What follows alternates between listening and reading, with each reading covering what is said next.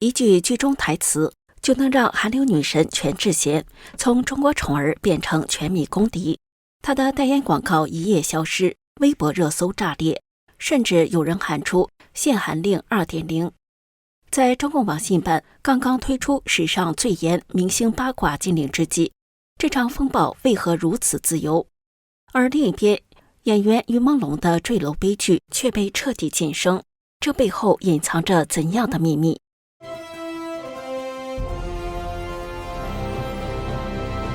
这里是大时局，我是王真。好，下面我们就走进这场舆论风暴的中心，看看到底发生了什么。故事的主角是谁？当然是全智贤了，韩流顶级女神。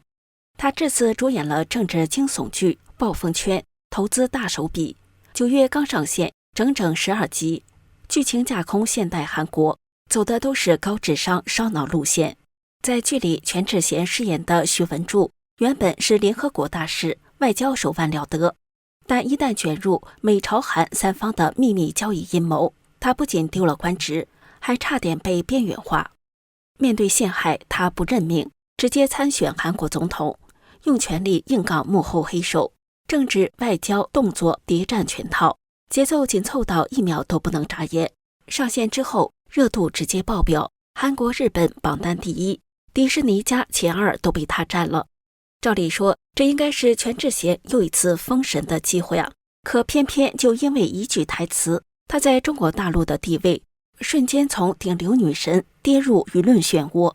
这波转折堪比剧情里的宫斗翻车现场。一句台词能惹出这么大事，咱们得从第4集说起。剧情中，全智贤饰演的韩国外交官徐文柱冒出这么一句台词：为什么中国偏好战争？这样核弹可能会落在边界地区。就是这句话直接点燃了整场风暴。在不少中国网民眼里，这分明是在暗示中国好战，彻底歪曲了所谓和平发展的国家形象。更扎眼的是，剧中还出现了中国大连的场景，结果拍成了脏乱的棚户区。要知道，现实中的大连可是现代化的港口城市啊。再加上剧情中某个会议室里的红色地毯上印着黄色5星图案，被解读成踩踏国旗，这些元素一叠加，立马让辱华的标签挂了上去。于是微博热搜瞬间炸裂，全智贤辱华的话题阅读量直接破亿，豆瓣评分更是断崖式下跌，从 7.1 一口气跌到 4.2。 小粉红们一边骂一边喊话，一边在中国赚钱，一边抹黑中国，太过分了。不少粉丝心碎脱粉，喊着千颂伊形象崩塌，限韩令必须锁死。甚至连人民日报旗下的人民文娱也下场发文，批评这部剧夹带私货，暗戳戳搞小动作。大连被拍成贫民窟，中国人爱好和平的理念被歪曲。风声这么紧，品牌方也不敢硬撑，路易威登、海蓝之谜、伯爵这些大牌连夜删广告，网友更是直接涌进评论区逼宫，快解约。业内估算，全智贤光是潜在的违约金就可能高达9亿人民币。与此同时，大陆微博上传得沸沸扬扬，说什么限韩令要再度收紧，甚至有韩国娱乐公司原本计划和横店影视合拍中国剧，都赶紧按下暂停键。看得出来，暴风圈这一回是真的捅了一个超级马蜂窝。那么事情真像网上炒作的那样吗？其实不尽然。咱们一条条来说。先看那句争议台词，毕竟是这样的：美国打算采取军事行动，直接打击朝鲜核设施。韩国方面担心这会引爆全面战争，于是总统亲自跑到北京，希望中国能出面调解，替半岛降降温。结果呢，韩国总统遭遇冷遇，没有官员接机，待遇明显比不上同一时间到访的朝鲜领导人。剧里的一句台词很直白：金先生肯定正和美国副总统同桌而坐，而我们的总统却被撇在外头，在酷热中干等，满头大汗。就在这种氛围下，全智贤饰演的徐文柱才说出那句：可为什么中国会偏好战争呢？边境地区最后可能会成为核打击的目标。如果结合上下文来看，其实他的意思很清楚，因为中国对朝鲜领导人的亲近，对韩国总统的冷淡，让女主怀疑中方根本不打算调解，而是要力挺朝鲜，硬杠美国。她的困惑是，为什么中国宁愿冒着战争风险，也不肯出手阻止？换句话说，这是角色的主观怀疑，而不是定性结论。再说第二个争议点，那块五星地毯，很多人截图怒骂说这是踩国旗，可剧情设定其实是美国白宫的会议室，细心的观众一看就知道，那就是椭圆形办公室。现实里2006年翻修时，这块花纹地毯就已经铺上了，和五星旗压根儿没关系。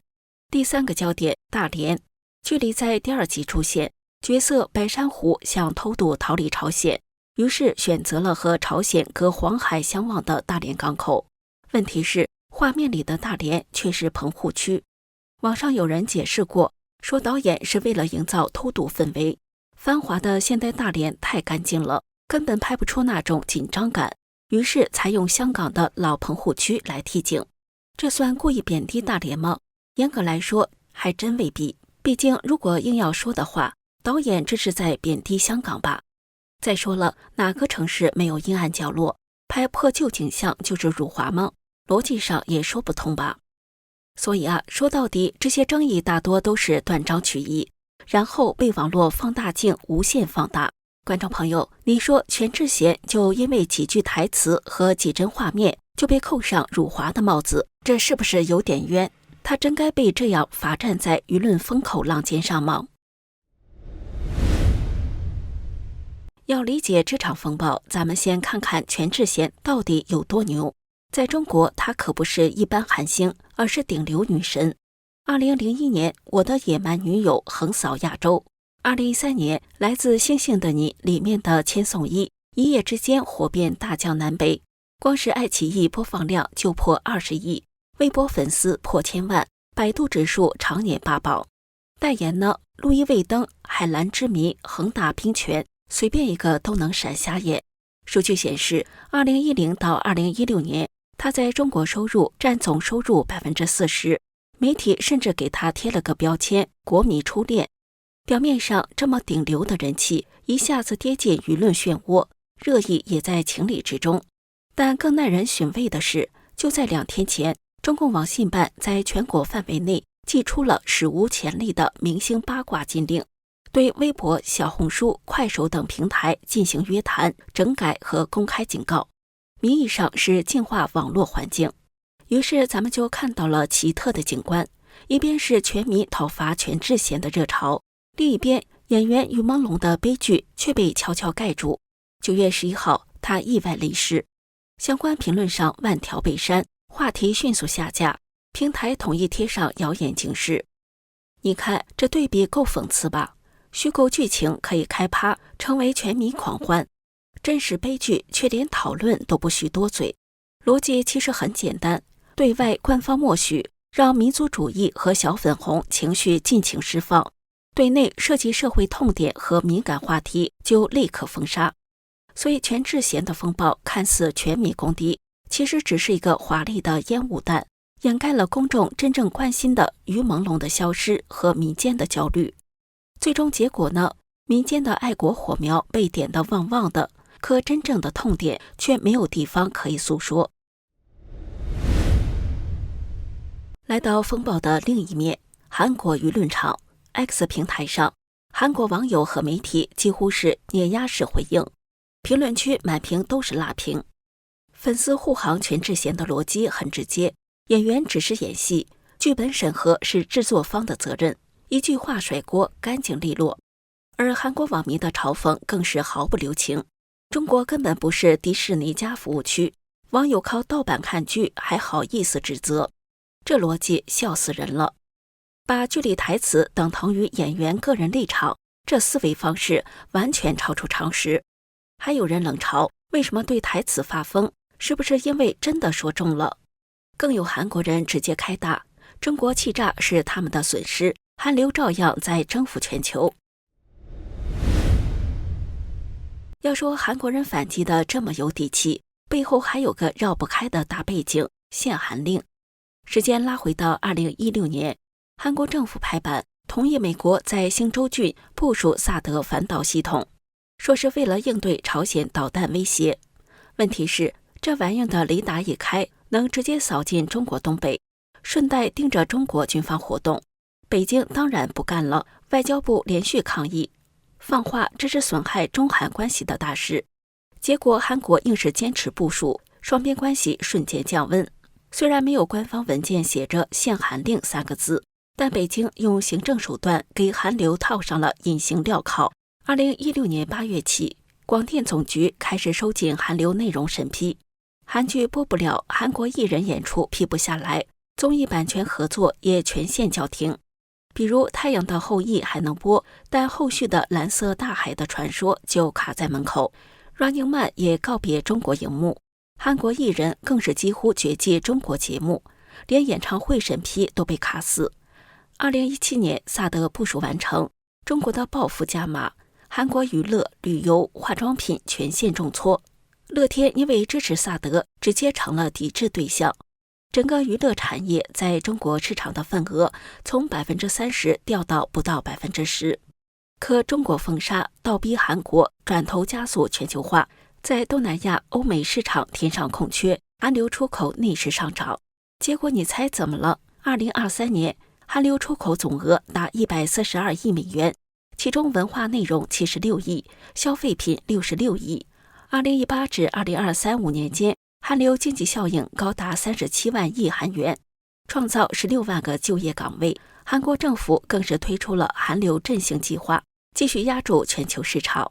举2个例子 ，BTS 防弹少年团从限韩令后加速欧美布局，2017年登 Billboard 音乐奖，2018年专辑直接拿下 Billboard 200榜首，粉丝过亿。2019年周边销售卖了 1.3 亿美元。